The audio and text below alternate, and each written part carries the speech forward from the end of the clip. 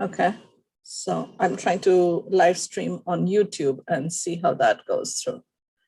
Because on Facebook, it is, let me see if it is, yeah, it is live streaming on Facebook. So good. Today is also World Yoga Day. It's the International Yoga Day. And this morning I was reading something that my teacher, Paramahansa Pragyanandaji, talked about. He reminded us of, like, what is yoga? And I had initially said, like, yeah, this is a time, because this is a time for people to have the longest day in the Northern Hemisphere. And sometimes it seems unreasonable. In the Northern Hemisphere, we only talk of summer solstice. We don't mention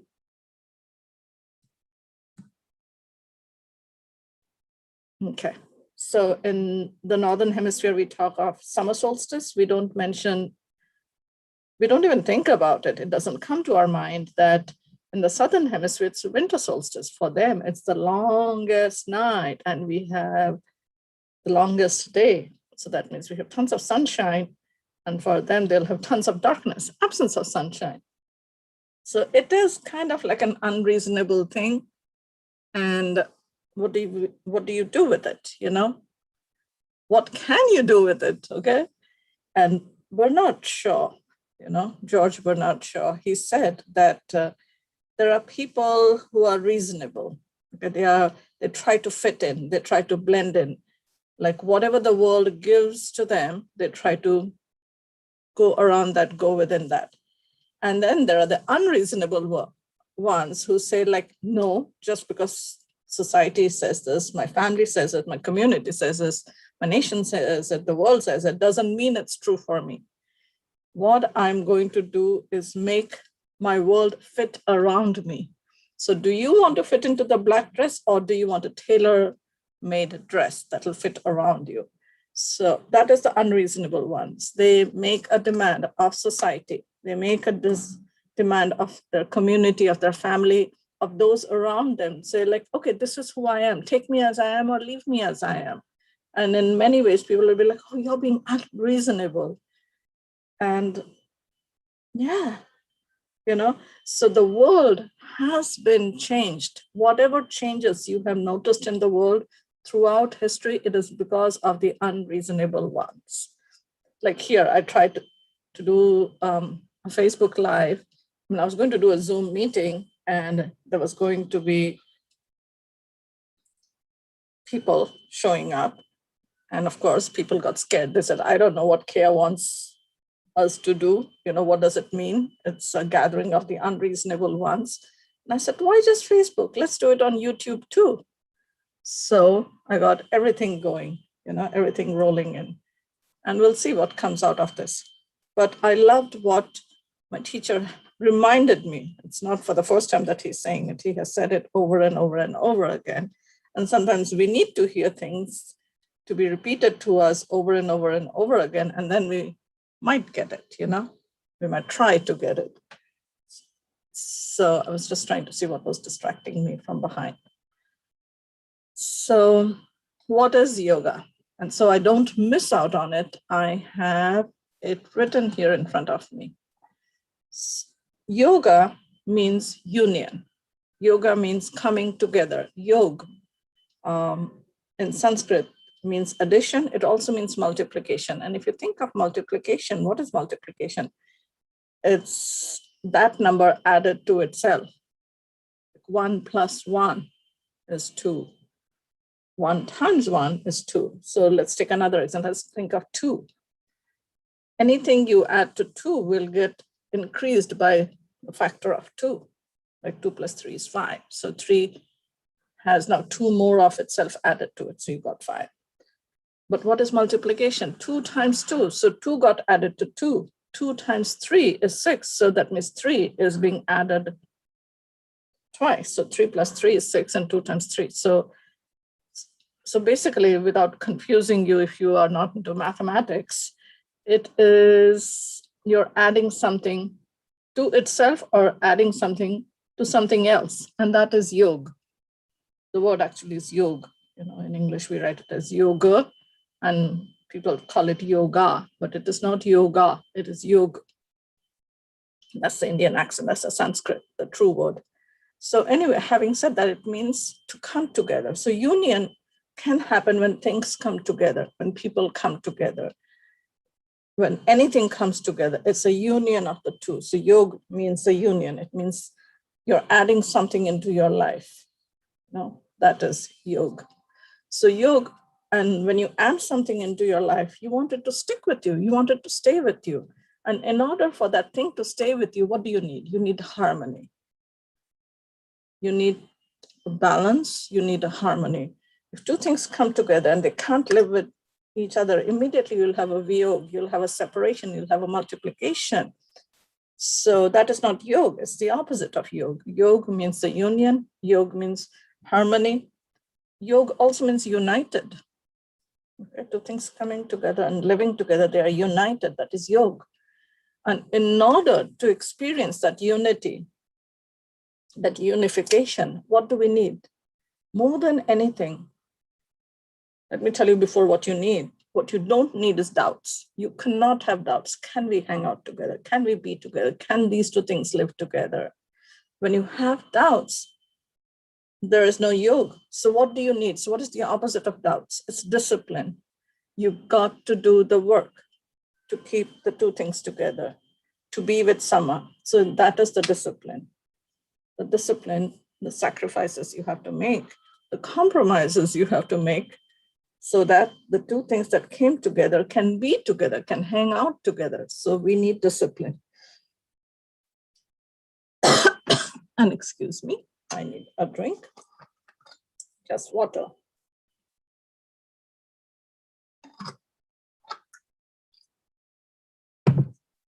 Yoga is the art of expressing love. How will you show love to someone? Some people like to use words. Some people say we need more than words, we need action. It's an expression. Maybe you cook a meal for them, maybe you take them out for a meal, maybe you give them a gift, which is an art, or a painting, or flowers, or again, some food, whatever it is, it's how do you express? You make their bed for them, you pick up after them, like parents do this for their kids. When you love someone, you do things for them. So yoga also means the expression of love. Yoga is the practice of promoting human values and divine qualities. We are all human beings, so we all have a value system. And this is when you do the deeper work, you realize what are your values. So some people say faith, family, whatever it is. Okay, so that is our values. So how do you increase those values? How do you feed those values so the values bring you more joy, more satisfaction, more peace, more calm? And when you do that, what happens? You feel better about yourself. And each time you feel better about yourself, it is divinity expressing itself through you.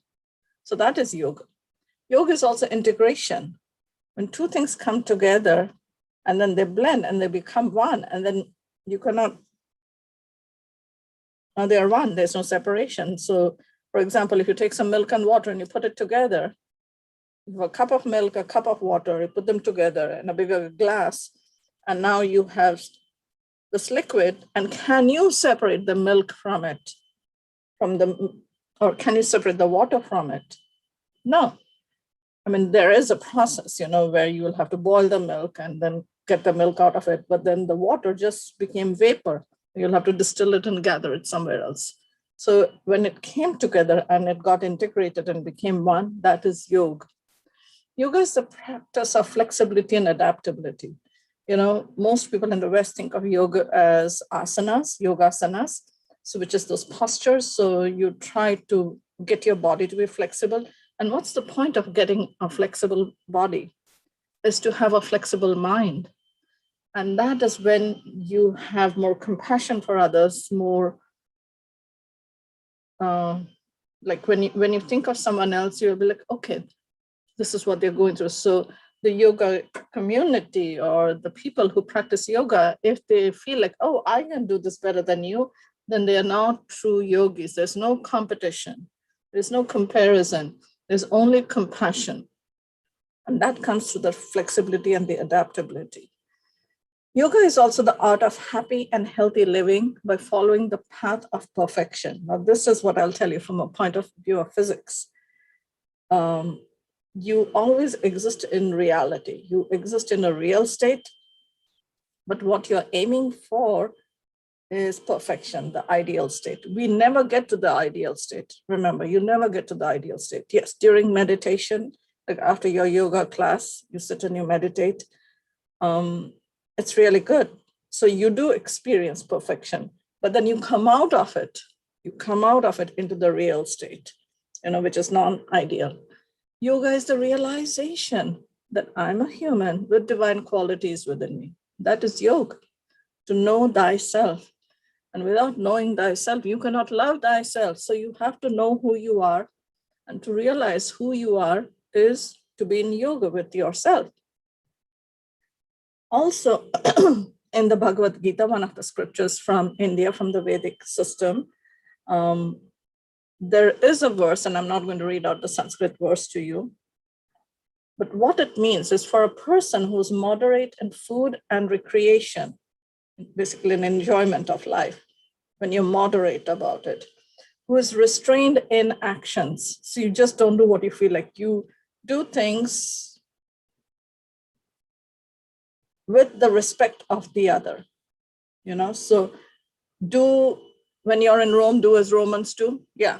When you're in office, do as what the office people do. When you're at a bar, do what the people at bar do. When you're in your bedroom, do what you do in your bedroom. When you're in your bathroom, do what you do in the bathroom. So you are restrained. Your actions are restrained by your environment. And the environment is not just the place, but also the people in the place. Whose sleep and waking are regulated. You sleep in moderation and you stay awake in moderation. There ensues discipline or yoga. So food, recreation, actions, sleep, and waking, everything has its limit. Then your life is a disciplined life. You are living the life of a yogi, and this will help you eliminate all sorrows and suffering. How does that sound? Yeah, so you get to be your own boss, so no one else will ever be your boss. Fantastic, isn't it? So the food of the body doesn't mean just the physical food that you eat. Even with your eyes, when you're seeing something, you're taking it in. And when you take it in, if you just leave it, when you turn your face away, then it's good. But no, now that you have taken it in, now mind will take over.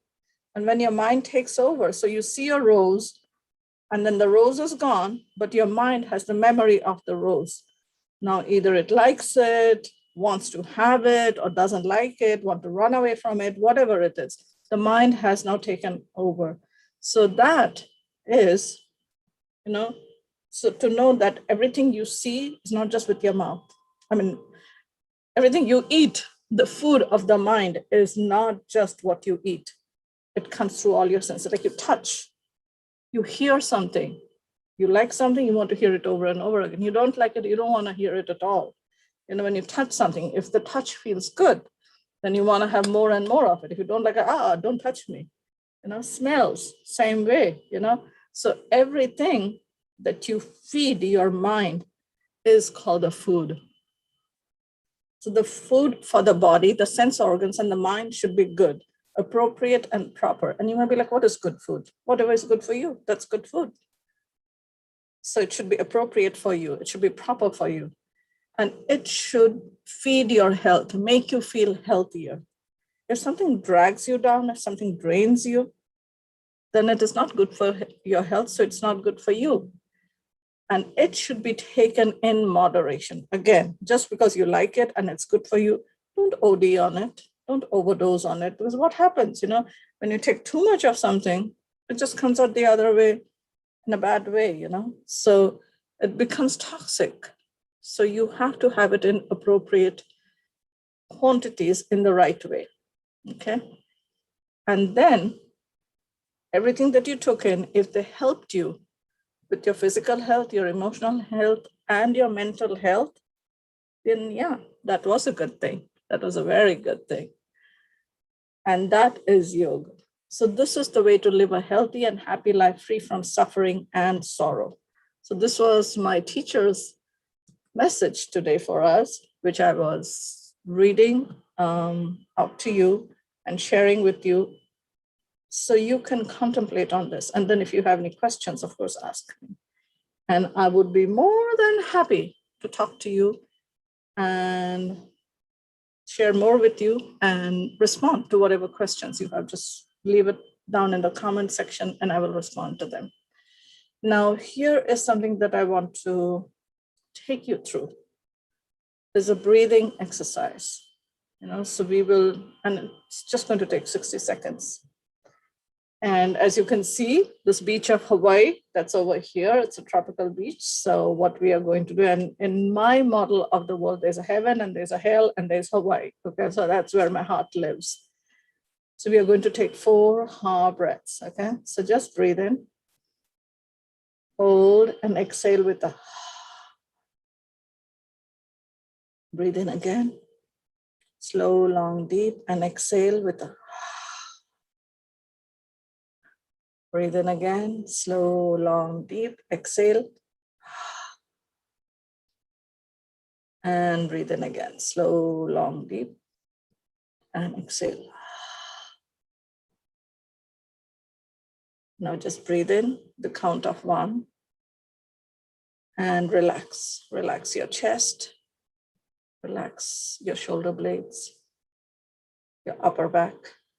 With the count of 2, just relax your abdomen, your middle back, and your lower back. Relax, let go. With the count of 3, focus on your hips, your thighs, relax them, relax your knees, relax your calves and your shin, your ankles, your heels, your feet, the balls of your feet, and your toes and toe tips. With a count of 4, focus on your neck and your throat, your shoulders, your arms, your hands, your fingers, and your fingertips. Just breathe, breathe, breathe, and let go. Relax, release, let go. The count of 5, just relaxing your chin, relaxing your jaws, your mouth, relax your cheeks, relax your nose, relax your eyes, your eyebrows, relax your ears, relax the back of your head, relax your forehead, and relax the top of your head. Just stay here, breathing and relaxing.